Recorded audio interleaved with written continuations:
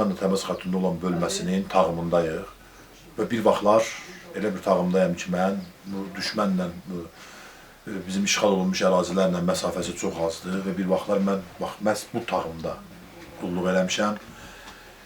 3 ildən çox və bu ərazidə qulluq eləmişəm. İndi mən baxıram, biraz da məndə başqa belə bir hisslər oyanır ki, onu ifadə eləmək olmur. Amma biz bu cür şəraitdə olmamışıq. İndi mən baxıram, ayağımızın altında taxtadan döşəmə var. Mən baxıram, çarpaylar, hamısı tərtəmiz, çarpaylar dəmir çarpaylardır və burada bu cür güşələr var. Amma bizim dövrümüzdə tamamilə bunun əksinə idi. Blindaj idi, torpaqdan qazılmışdı, özümüz qazmışdıq. Sonra yer torpaq idi. Çarpaylar bu şəkildə deyildi, göydən asılırdı.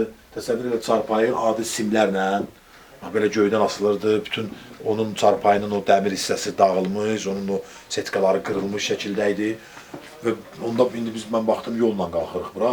Onda yol yox idi. Biz sadəcə dərələrlə, təpələrlə keçirdik. 3 post var idi, hər postu yoxlamaq üçün.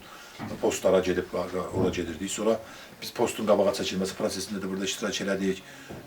Çox şərəfli və ağır günlər keçirmişəm burada.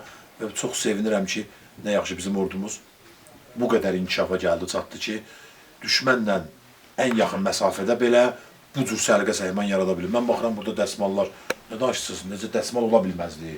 Mən baxıram, bu cür ədyallar, heç birisi yox idi bizim dövrümüzdə. Biz deməli, təsəvvür edin, burada bir dənə zəhmət olmasa istilik sistemini çəkək. Burada istilik sistemi var bizim evimizdə olduğu kimi. Amma bizim dövrümüzdə pec var idi və biz odun tapmırdıq yandırmağa.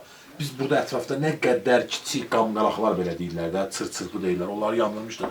Hətta bir dəfə elə bir soyuq düşdü ki, biz lap köhnə ayaqqabılarımızı, köhnədən qalan parçaları yandırası oldu.